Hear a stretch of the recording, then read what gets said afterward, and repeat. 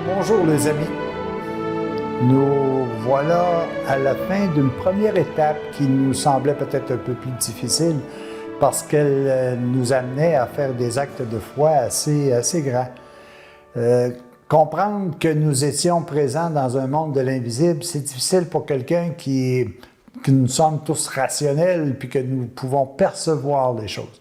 Mais cette étape-là est terminée et elle n'avait comme objectif simplement que de semer à l'intérieur de vous un goût de chercher, un goût de trouver quelle est notre véritable origine. Si à l'intérieur de nous, comme nous le savons tous, il y a un âme et un esprit qui est invisible.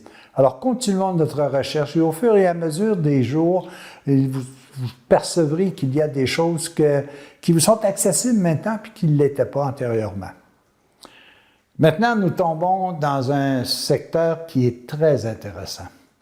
Et vraiment, le livre de l'abbé Laurent Gagnon, « Voici ta mère », va nous aider grandement à pouvoir progresser. Ce livre, actuellement, nous donne l'exemple que lorsque Marie, à titre d'exemple, reçoit l'annonce de l'ange qui va dire qu'elle est porteuse de Dieu, qu'elle sera la mère de Dieu, est-ce que c'était plus difficile de croire pour Marie ça que de croire pour nous que nous sommes le temple du Dieu vivant? Alors, au cours des prochaines capsules, nous allons nous joindre davantage à Marie.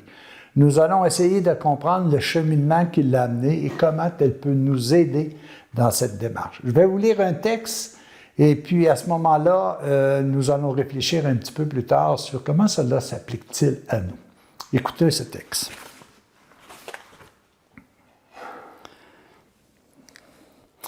Il s'intitule « L'aurore des temps nouveaux ».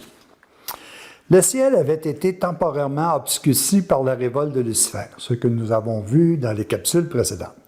Tout avait commencé par une pensée d'orgueil née dans son esprit. Il cultiva cette pensée en lui-même et il conçut un plan qui se concrétisa dans la révolte ouverte contre Dieu. Sous le commandement de Saint Michel, dont le nom signifie « qui est comme Dieu », Dieu fit maison nette et les rebelles choisirent refuge sur la terre. Ils tentèrent aussitôt d'y fomenter la rébellion et la haine contre Dieu. La vérité triomphe toujours pendant que le mal se détruit de l'intérieur, comme une maison pourrie qui peu à peu en vient à s'écrouler sur elle-même. Il n'est pas besoin de détruire le mal. Il suffit de faire le bien et de proclamer la vérité. Le mal se détruit par lui-même. Tout ce qui a été mal fait dans l'univers doit être fait et bien fait. Lucifer avait introduit le désordre dans le ciel, l'ordre y fut rétabli par les anges fidèles. Sur la terre, les rebelles tentèrent de nouveau d'instaurer le royaume de ténèbres. Au ciel, le tiers des étoiles tomba, ainsi en fut-il sur la terre. Au milieu du désastre du paradis terrestre, en plein centre du royaume des ténèbres, jaillit l'espérance du relèvement, l'espérance du triomphe de la vérité sur l'erreur, l'espérance de la victoire du bien sur le mal. L'annonce des temps nouveaux est proclamée dès la chute d'Adam et Ève et la victoire elle-même est déjà annoncée. Dieu dit au serpent, le père du mensonge, « Je mettrai une inimitié entre toi et la femme, entre sa descendance et la tienne. Elle t'écrasera la tête pendant que tu l'atteindras au talon. » Dans la Genèse. Pour écraser la tête du père du mensonge, il fallait que jaillisse le flambeau de la vérité. Ce flambeau sortira du lignage de la femme, celui qui pourra dire « Je suis la vérité ». À mesure que la vérité grandira, le royaume des ténèbres reculera jusqu'à disparaître un jour de la terre. Et c'est une femme parfaite, qui tiendra dans ses mains le flambeau de la vérité et qui le présentera au monde. Une femme au paradis avait laissé tomber le flambeau, une autre femme le relèvera et le présentera au monde. C'est une femme qui devait remettre l'ordre dans l'humanité. Elle était annoncée, la victorieuse de Satan et de la chair, la victorieuse du serpent menteur depuis le commencement. Chose étrange, les anciens représentaient la force sexuelle sous la forme d'un serpent. La force sexuelle circule dans le corps et imite la forme d'un serpent. D'autre part, la force sexuelle cause des illusions de bonheur et non pas le bonheur. On comprend mieux alors l'expression « serpent ancien, menteur depuis le commencement dans Jean ». Ce serpent ancien continue à faire ses ravages. Pendant combien de millénaires cette force n'a-t-elle pas conduit l'humanité sur la pente de l'animalité? Une illusion de bonheur qui amène la déception, une illusion de bonheur qui apporte le malheur, l'envie, la jalousie, l'orgueil et une multitude de maux. Le pire mal que cause la passion, c'est qu'elle voile la vérité. Elle met un écran qui cache le chemin qui conduit à la libération. Mais Dieu veille sur ses enfants.